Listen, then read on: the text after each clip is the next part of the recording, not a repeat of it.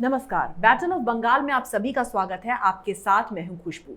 कांग्रेस और वामपंथियों ने ममता सरकार पर निशाना साधा है। उन्होंने कहा है कि ममता सरकार अब अल्पमत में आ गई है। उधर शुभेंदु अधिकारी के भाई सौमेंदु अधिकारी के साथ बड़ी संख्या में उनके समर्थकों ने बीजेपी ज्वाइन कर लिया है। वहीं बीजेपी ज्वाइन करने के बाद ही शुभेंदु अधिकारी को एक बड़ा पद मिल गया है। इन्हीं सब विषयों पर चर्चा के लिए हमारे साथ स्टूडियो में मौजूद हैं कैपिटल टीवी के editor in chief doctor Manish Kumar. Doctor साहब, बहुत बहुत स्वागत है। धन्यवाद। डॉक्टर साहब, टीएमसी का जिस तरीके से बिखराव होता जा रहा है लगातार, तो ममता बनर्जी की जो मुश्किलें बढ़ती जा रही हैं, अब कांग्रेस ने भी ये कह दिया है, वामपंथियों ने भी कह दिया है कि जो ममता सरकार है वो अल्पमत में आ गई। देखिए, कांग्रेस पार्टी और लेफ्ट पार्टी ममता बनर्जी को इस बात के लिए घेरना चाह रही है कि ममता बनर्जी तो चुनाव से पहले ही फिनिश हो चुकी है जी।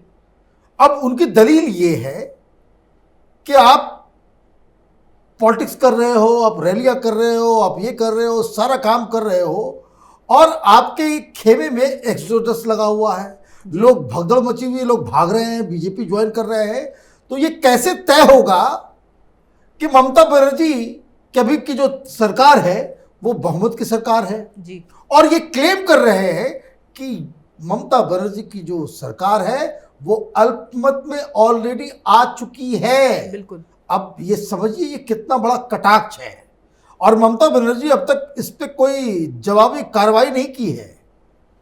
इसका भी अलग अर्थ है। और अगर टेक्निकल तौर पे अगर देखें जी। तो भारतीय जनता पार्टी ये क्लेम नहीं कर रही है कि अल्पमत में आ गई है। जी। भारतीय जनता पार्टी ये कह रही है कि आगे आने वाले दिनों में ममता बनर्जी के पास कुछ नहीं बचेगा। बिल्कुल। उसके ज्यादातर जो नेता हैं वो बीजेपी में आ जाएंगे। लेकिन अचानक से कांग्रेस पार्टी और लेफ्ट पार्टी जो वहां कहीं सीन में नजर नहीं आ रही है और अचानक से इनकी नींद टूट रही है और इस तरह का प्रहार उन्होंने क्यों किया, बिल्कुल, उसकी टाइमिंग को भी समझना है। और एक जिस वजह से ये न्यूज़ बहुत ही सेंसिटिव हो जाता है कि जो आपने सेकंड न्यूज़ दी कि भाई शुभेंदु अधिकारी के साथ बताया जा रहा है कि 30 से 40 एमएलएज हैं जो खुल के अभी बाहर तो नहीं आए हैं लेकिन वो इमीडिएटली बाहर आने के पोजीशन में है अगर भारतीय जनता पार्टी की तरफ से उन्हें ये कह दिया जाता है कि भाई टिकट आपको मिल जाएगा। तो ये एक अलग मसला है। जैसे जितेंद्र तिवारी था, वो बीजेपी में आने के लिए बेकरार था, लेकिन कि आसनसोल के ये जो एमपी हैं बीजेपी के बाबुल सुप्रियो, उन्होंने बकायदा बिल्कुल ही हट बना दी कि भाई ये आदमी नहीं आएगा जी। तो उस वजह से फिर वो बैक गियर पे उनको जाना पड़ा। तो इस तरीके से वहां पे जिस तरह से खेमेबाजी हो रही है और जो आज की खबर आई है कि अधिकारी परिवार का दूसरा शख्स भी भारतीय जनता पार्टी में पूरे लाव लश्कर के साथ वो जो है शामिल हो गया है जी। तो ये ममता बनर्जी की उस थ्योरी और जो तृणमूल कांग्रेस के जो बड़े बड़े जो पॉलिटिकल एनालिस्ट बनकर आते हैं टेलीविज़न पे, वो ताल ठोक रहे थे कि शुभेंदु तो अकेला आया। दरअसल उस जगह पे शिशिर अधिकारी का जो है वर्चस्व है, जो उनके पिता हैं। अब बताया जा रहा है कि पिता भी आने वाले हैं, भाई भी आ गया, पिता भी आ गया, ये पूरा अधिकारी परिवार ही आ जाएगा चुनाव से पहले। तब ये क्या करेंगे? और ऐसी स्थिति में ये साफ साफ लग रहा है कि 35 से 40 एमएलएस जो शुभेंदु अधिकारी के पास है वो एक झटका तृणमूल कांग्रेस और ममता बनर्जी सरकार को दे सकते हैं। और इससे रिलेटेड एक और खबर भी है कि जो जूट कॉर्पोरेशन ऑफ इंडिया के चेयरमैन, ये बिल्कुल मंत्री के लेवल का पद है, ये शुभेंदु अधिकारी को दे दिया गया है। तो ये भारतीय जनता पार्टी बंगाल के राजनीति में एक तो हलचल पैदा कर ही रही है, लेकिन ये दावा नहीं कर रही कि भाई अल्पमत में आ गई है। तो अचानक से ये कांग्रेस पार्टी और लेफ्ट वालों को क्यों ये ख्याल आ गया कि इस तरह की बातें कर देनी चाहिए, इसकी अलग राजनीति है। ये दरअसल ममता बनर्जी के लिए नहीं है, ये शरद पवार के लिए कहा गया, क्योंकि ये दोनों ही पार्टियां नेशनल लेवल पे पॉलिटिक्स को देखती हैं जी। और कांग्रेस पार्टी ने कहा होगा कि भाई साथ में रहना है, बंगाल के अंदर साथ में अगर लड़ना है तो हमारी स्ट्रेटजी एक ही होनी चाहिए, और ममता बनर्जी जब तक खत्म नहीं होगी हम वापस रिवाइव नहीं कर सकते जी। क्योंकि दोनों की राजनीति मुस्लिम वोट पे ही टिकी हुई, तीनों पार्टी की। भारतीय जनता पार्टी के खिलाफ ये मुसलमानों को भड़का के वोट लेना चाहते हैं। ये रणनीति वामपंथियों की भी है, ये रणनीति कांग्रेस की भी है, ये रणनीति तृणमूल कांग्रेस की भी है। तो वो उस वापस जीवित बंगाल की राजनीति में तभी होंगे जब उनको मुस्लिम वोट मिलेगा। बिल्कुल। मुसलमान उसी को वोट करेगा, कोई मुसलमानों की कोई विचारधारा नहीं होती। वो चुनाव में स्ट्रेटेजिक वोटिंग करते हैं, और ये वोटिंग क्या होती है कि जहां जो बीजेपी को हराता हुआ नजर आता है उसको वो वोट देते हैं। तो इस केस में टीएमसी पूरी की पूरी वोट लेकर के जाएगी जी। वो पूरा पोलराइज हो गया, और ममता बनर्जी इस बात को लेकर के इसलिए वो जो है ज्यादा वो कांग्रेस और लेफ्ट के ऊपर उनका ध्यान ही नहीं है, वो सीधे बीजेपी को लड़ना चाहती के साथ जो है दो दो हाथ कर रही है। तो ये अचानक से जो ये खबर आई थी कि शरद पवार कोई महागठबंधन बनाने की जुगत में है, क्योंकि एक सेकुलर पॉलिटिक्स के हिंदुस्तान का एक सबसे बदनुमा चेहरा ये भी है कि ये संविधान, डेमोक्रेसी, फेडरलिज्म, ये तरह तरह की बातें जरूर करते हैं, लेकिन इनका फंडामेंटल जो राजनीति का जो केंद्र है, केंद्र बिंदु जो है वो ये है कि एन केन प्रकारेण भारतीय जनता पार्टी को सत्ता में नहीं आने देना है। बिल्कुल। तो इस प्रोसेस के ऊपर, इस रणनीति के तहत शरद पवार बंगाल की राजनीति में कूद रहे थे कि सब लोग मिल जाओ, सब लोग मिल जाओ, लेकिन उनको ये कह दिया गया कि भाई आप साइड रहे, यहां ममता बनर्जी के साथ हमारा कोई गठबंधन नहीं होने वाला है। और कांग्रेस पार्टी ने घोषणा कर दिया कि भाई बंगाल के अंदर वो चुनाव लेफ्ट के साथ मिलकर लड़ेंगे, और जितना वो बीजेपी के खिलाफ लड़ेंगे उतना ही वो टीएमसी के खिलाफ लड़ेंगे। तो अब जब ये बात कही जा रही है कि भाई आपके पास तो बहुमत ही नहीं है, तो ये अपने आप में बता रहा है कि आगे एक दो दिनों के बाद इस तरह के डिमांड्स उठने लग जाएंगे बंगाल के अंदर, जिसमें यह कहा जाएगा कि आप फौरन स्पेशल असेंबली कॉल कीजिए, बिल्कुल, सारे लोग वहां मौजूद हों, और आप इस चुनाव में सरकार में रहते हुए चुनाव करवाए, इसको आपको प्रूव करना होगा सदन के अंदर। सदन के अंदर आपके पास अगर बहुमत है तब तो ठीक है, नहीं है तो फिर यहां पे राष्ट्रपति शासन लागू हो जाएगा। अब इसमें दो तीन बातें हैं। कांग्रेस पार्टी, लेफ्ट और भारतीय जनता पार्टी, ये तीनों चाहते हैं जी कि केंद्र के देखरेख में, केंद्र का मतलब केंद्रीय सुरक्षा बलों के देखरेख में ये चुनाव हो। बिल्कुल। बंगाल की पुलिस इस पूरे चुनावी प्रक्रिया से बाहर हो।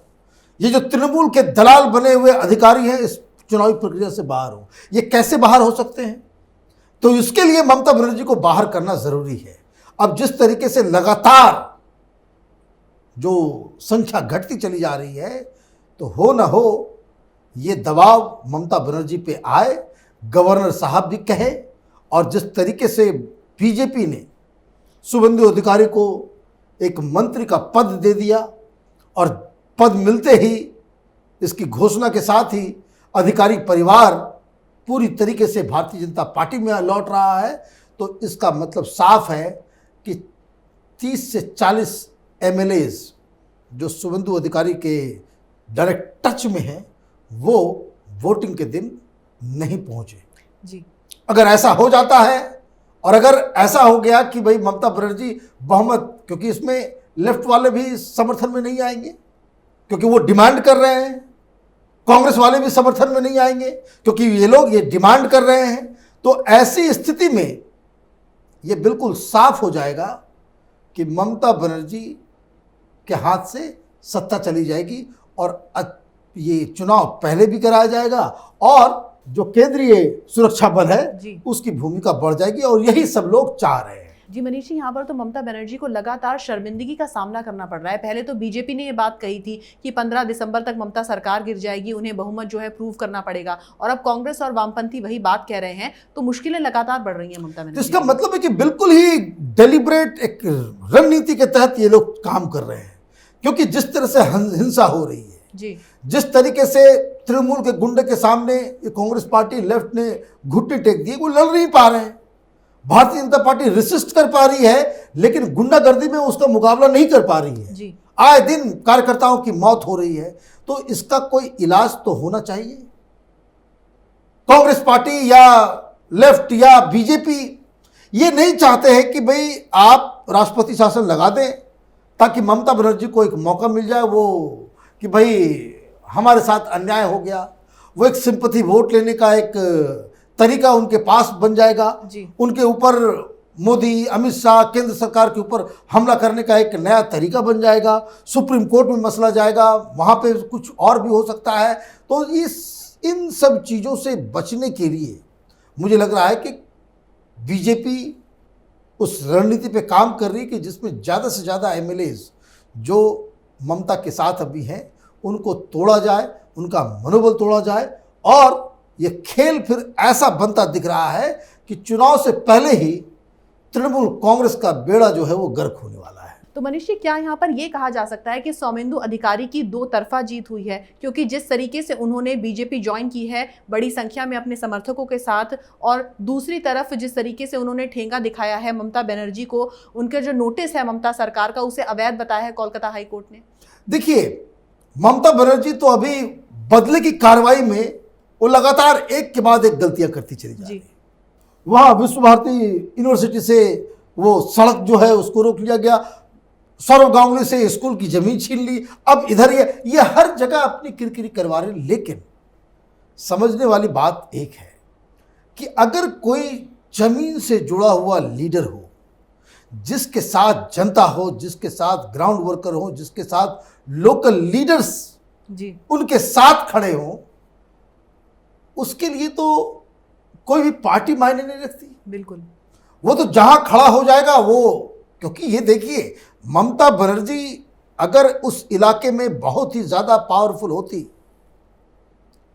तो टीएमसी अपनी साख को बचाने के लिए, साख नहीं तो कम से कम ममता बनर्जी अपने फेस को बचाने के लिए उन इलाकों में घूम घूम करके अपने नेताओं को भेज करके बड़ी बड़ी रैलियां करके वो कहती कि शुभेंदु अधिकारी मेरे सामने कुछ नहीं है। लेकिन मालूम चला कि वो रैलियां रखती हैं, फिर कैंसिल भी कर देती हैं। ये डर है, क्योंकि शुभेंदु अधिकारी से ज्यादा भीड़ अगर वहां नहीं आया और शुभेंदु अधिकारी के लोग वहां पे काला झंडा दिखाने लग जाए, तब तो बड़ी दिक्कत हो जाएगी। और ममता बनर्जी प्रोग्राम रख करके वापस ले रही है, इसका मतलब यह है कि इंटेलिजेंस रिपोर्ट ममता बनर्जी के खिलाफ होगा, जो ममता बनर्जी को बताया होगा कि this is not the right time to go there and have a rally. इससे जो है हमारा किरकिरी हो जाएगा, और अगर काले झंडे वगैरह दिखाए जाने लग गए, मामला खराब हो गया, क्योंकि ग्राउंड वर्कर के ऊपर शुभेंदु अधिकारी का पूरा कंट्रोल है। तो ऐसे में पूरी मीडिया, नेशनल मीडिया चुनाव से पहले ही मसला खराब हो जाएगा। और ममता बनर्जी को शायद अब ये रियलाइज हो रहा होगा कि जमीनी नेताओं का निरादर करके ये कांग्रेस पार्टी कर चुकी है जी। कांग्रेस पार्टी ने कई सारे जमीनी लीडर्स को बाकायदा उनको उचित स्थान ना दे करके पार्टी से जाने के लिए मजबूर किया। ममता बनर्जी से ऐसी ही चूक हुई है, और अब आपने तो शुभेंदु अधिकारी को कुछ दिया नहीं, अब वो मंत्री लेवल के आदमी भी हो गए, उनका भाई भी आ रहा है, और एक दो दिन के अंदर ये बताया जा रहा है कि उनके फादर भी, शिशिर अधिकारी भी जो है वो भारतीय जनता पार्टी में आएंगे। तो ये दूसरे ऐसे एमपी होंगे जो सिटिंग एमपी जो बीजेपी में शामिल होंगे। और मैं आपको बता दूं, ये बहुत बड़ा डिसीजन होता है कि आप अभी 1 साल पहले ही चुने गए हैं और आप इस्तीफा दे रहे हैं, आप अपनी सीट को छोड़ के फिर से चुनाव लड़ने की जो है अब तैयारी में जुटे हुए हैं। तो ये दो बातें बताता है कि एक, अधिकारी परिवार का कॉन्फिडेंस और दूसरा ये विश्वास कि ममता बनर्जी इस चुनाव में अब टिकने वाले नहीं है और हमारा जो फ्यूचर पॉलिटिकल प्रॉस्पेक्ट जो है वो बीजेपी के साथ है, ये खबर इसी को बता रहा है। जी मनीष जी, यहाँ पर एक और चीज़ यहाँ पर आपसे समझना चाहते हैं कि जिस तरीके से आपने कहा कि अगर राष्ट्रपति शासन लग जाता है पश्चिम बंगाल के अंदर, हालांकि जो तमाम पार्टियां हैं वो यही चाह रही हैं, लेकिन आपने जिस तरीके से कहा कि ममता बनर्जी को फायदा हो सकता है सिंपैथी का, तो ये अल्टीमेटली उनके फेवर में जाएगा या उनके विरोध में जाएगा? देखिए, अगर ममता बनर्जी के खिलाफ सारे लोग इकट्ठा होकर के उनको, अगर ममता बनर्जी बहुमत साबित नहीं कर पाती है असेंबली के अंदर और गवर्नर के पास ये अधिकार है कि वो ममता बनर्जी को ये कह सके कि अब आपके पास बहुमत नहीं है, आप अपने बहुमत को साबित करें, ये 6 महीने में एक बार किया जा सकता है और गवर्नर इसके लिए पूरी तरह से अधिकृत है। ममता बनर्जी अगर बहुमत साबित नहीं कर पाती है तो ये चुनाव इलेक्शन के पहले, मतदान से पहले ही खत्म। ममता बनर्जी का बोरिया बिस्तर खत्म। और इसमें होगा क्या, इसमें फायदा कांग्रेस पार्टी और लेफ्ट को हो जाएगा कि ये अपनी खोई हुई जमीन को बहुत रिगेन करने की कोशिश करेंगे। इन दोनों का ये टारगेट होगा कि ममता बनर्जी से ज़्यादा सीट ला करके वो मेन विपक्षी पार्टी की भूमिका में आ जाए, ताकि वो आगे आने वाले दिनों में वो भारतीय जनता पार्टी के बिल्कुल प्रखर जो है विरोध में खड़े हो जाए और मुख्य विपक्ष की भूमिका में आ जाए। तो ये उनका फायदा होगा। ममता बनर्जी अगर प्रूव नहीं कर पाती है, गेम ओवर।